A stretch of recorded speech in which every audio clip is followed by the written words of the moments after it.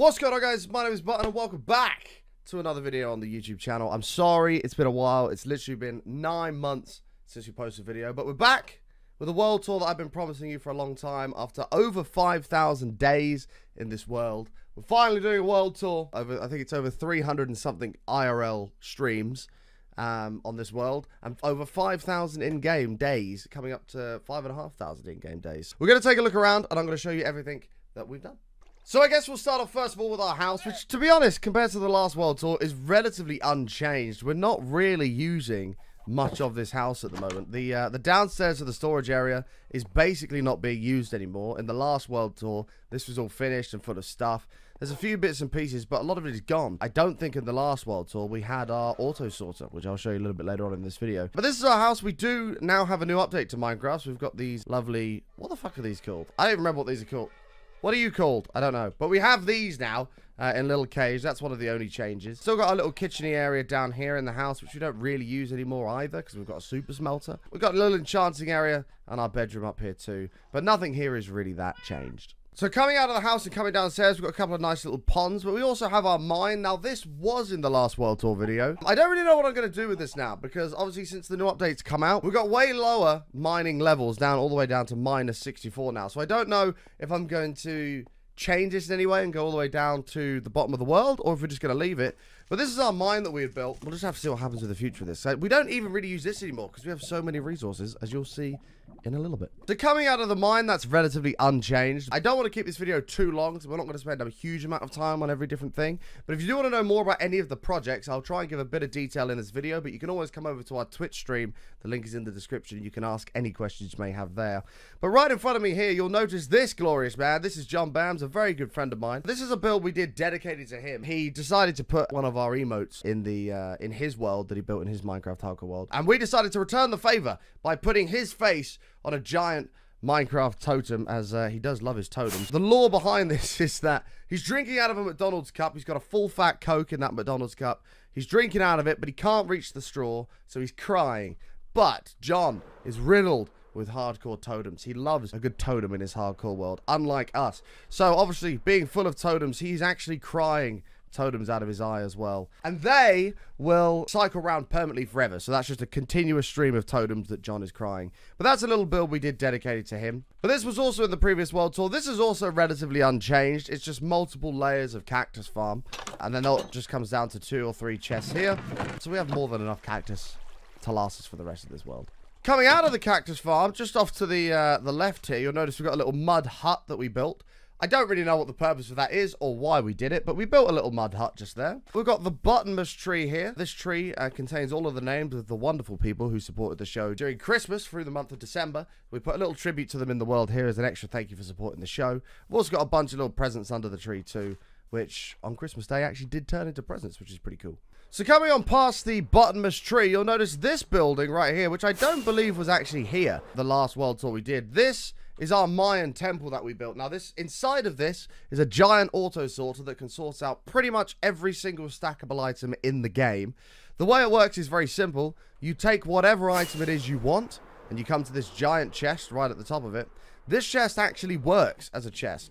So you can throw whatever you want in here. So, for example, let's take this stack of dirt. You throw that in there. It gets sucked through the floor like that. And then all the way down here, it gets auto sorted out by a contraption that we've made into the correct chest. So that dirt that we threw into the top will end up here in our in one of these 3 dirt chests. Through here we've got all of our different blocks that we use on a daily basis, so we can just come here whenever we need something. Down below under the floor we also built a giant ocean monument. I'm not really sure why we did this. It was just kind of an on-the-fly idea, but that came out really cool, so I'm super stoked about that. There is a second floor to this too, where we've got all of the stuff that we don't use as much, but we've got all like wool, glass, concrete, etc. That's all up here. So that's the giant auto storage system. As soon as we come out of there, you'll notice this giant thing in the sky. Now, this isn't actually finished yet, but this is a current work in progress. How's our elytra health? We're fine for now. We're not going to die. But this is a current work in progress. This is going to be a giant UFO when it's finished. In the next World Tour video we do, hopefully, this will all be done and look all glorious. But we built all of this out of iron blocks. Inside of it is a mega creeper farm that is also not quite finished. This is going to produce a stupid amount of gunpowder, which we're going to need for projects in the future to clear out big areas with TNT and stuff like that. But this is what we decided to put it in. I don't really know why we did, but it makes a change from just making a big hole in the ground and dumping it down there. That's the Mega Creeper Farm. And moving on round to the right-hand side, you've got the stadium. This is the Bone Dome Stadium that we built. Again, don't know if we had this in the last World Tour or not, but this stadium is a little bit of a thank you to all of the people who have supported the show over the years. That's where we put all the names on signs for people who have supported. This is a big long queue. You can see we've got a big queue to get into the stadium. Here they all are. Massive long queue with Philip Schofield and Holly Willoughby at the front. If you know, you know. But going into the actual stadium itself, you see we've got a nice little field with a couple of players on it with some massive supporters. We've got a bunch of signs all down here glowing in red and blue. Some signs in here in the purple stands.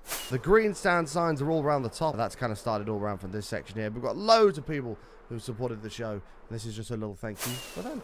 And just around the corner from the stadium, we put all of our villagers in little concession stands. This bit is not really done. It's just kind of a temporary storage point for them. And these have all different enchants. We've got a couple of other guys up there for getting emeralds and stuff like that when we need those. But we just built a load of little concession stands here as well. But coming out of the stadium and heading round to the right-hand side, this is one of my favorite builds we've done in the world so far. This is our raid farm. You'll notice this giant pillager tower coming into view. We built this, and inside of it, as you might be able to see through that little hole, is the original pillager tower that was there. The way this works is very simple. We have the raid farm down here as a normal pillager tower that spawns pillagers, as you can see. Those guys then come up this water tube in the middle and land here, where we can kill them. And then we have to take this minecart to the second part of the raid farm, where we actually get to do the raid, which I shall show you now. But as we thunder down here towards the second part of the raid farm, I do just want to show you really quickly some of the stats we've got in this world. The first one being the amount of days we've actually been on here. You can see 5,492, almost 5,500 days in this world, which is a pretty long time. Coming up to our season 1 record actually there.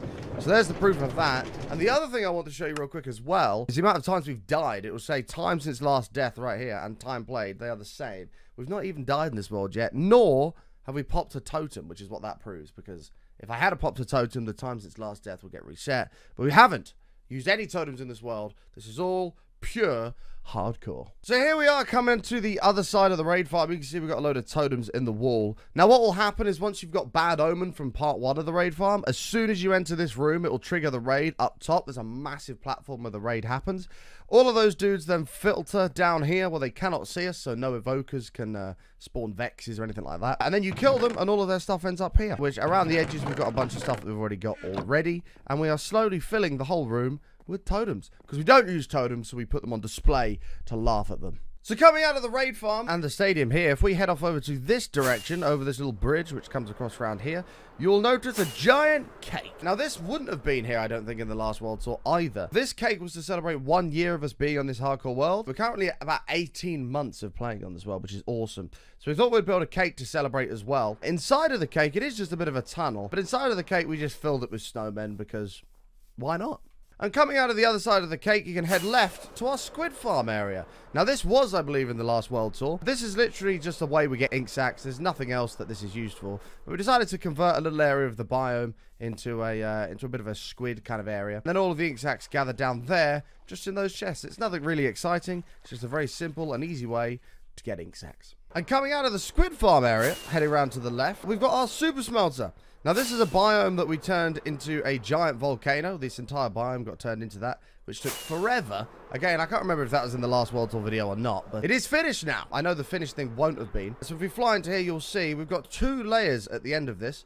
We've got layer 1, which is up here. This houses all of the bamboo, which actually fuels the smelter. This is done through 2 automatic bamboo farms, which as they grow high enough, they will trigger and harvest all of them automatically for us.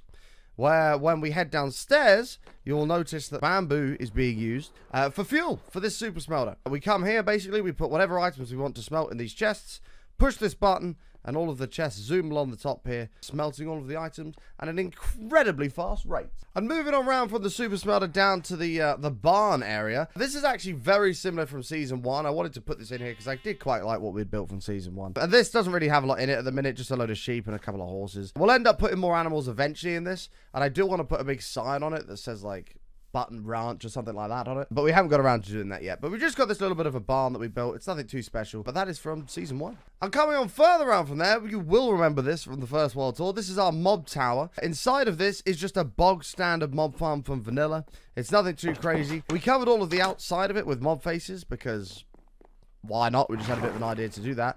But if we zoom all the way to the top, you will reach here, the actual mob farm itself. Now, we don't really use this anymore either. This is more of an early game thing, but we've got a few different mob drops and stuff like that in here that we can use.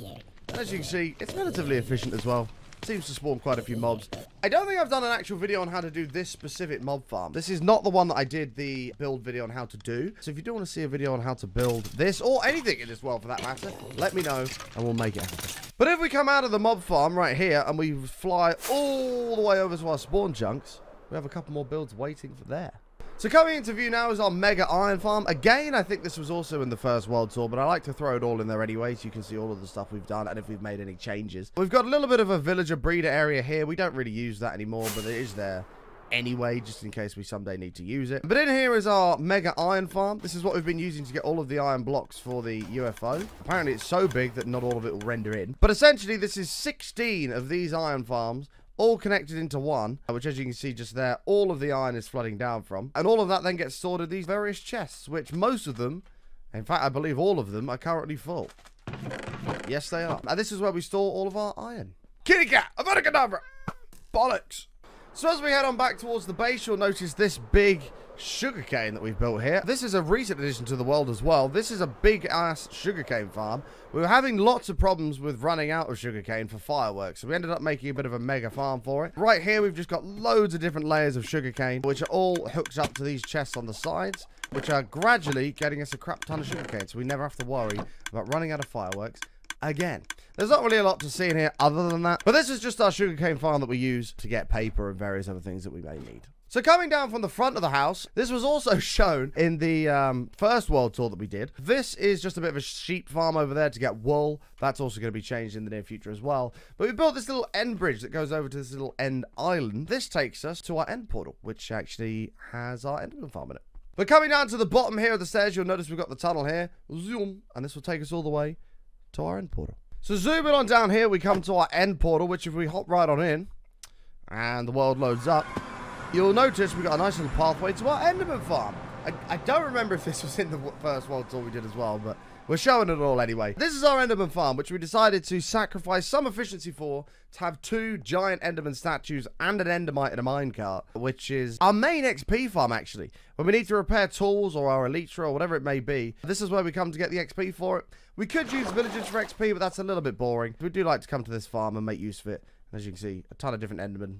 A ton of endermen falling down, which we can then farm for XP. This is going to be quite loud, but their ender pearls then get dropped from this chest into the void because we don't need those. So I think we've covered a lot of what's going on in the world. I think the only thing we're missing now is this little nether cave, which not a great deal has been added to since the previous World Tour. But if we come through this nether portal, we decided to make the overworld area look like the nether, and we decided to make the nether area look like the overworld.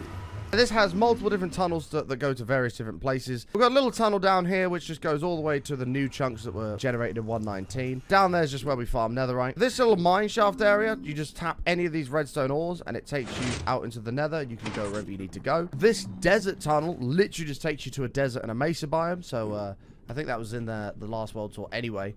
And then down here is our Guardian Farm, which I shall show you now. We're coming through this portal at the end of the tunnel. It takes you to our Guardian Farm, which, again, I believe I've already shown before, but here it all is. This is an auto sorter that divides it into shards, crystals, fish, and this is just like ink sacs and rotten flesh from where mobs get stuck in the farm itself. And this is where we make all of our sea lanterns, which are going to be used for builds later down the line. That is pretty much all there is to see for the Guardian Farm. The Guardians fall down here and they die on withered roses. I had that question a few times. This, in my opinion, is the best way to kill them. So when they land on a heart or half a heart, and then the withered roses is what finishes them off. So there's the Guardian Farm. And coming back out of the nether portal, this really does look like the nether, doesn't it? Coming back out of the nether portal, I believe that kind of concludes the World Tour. I think we've covered everything.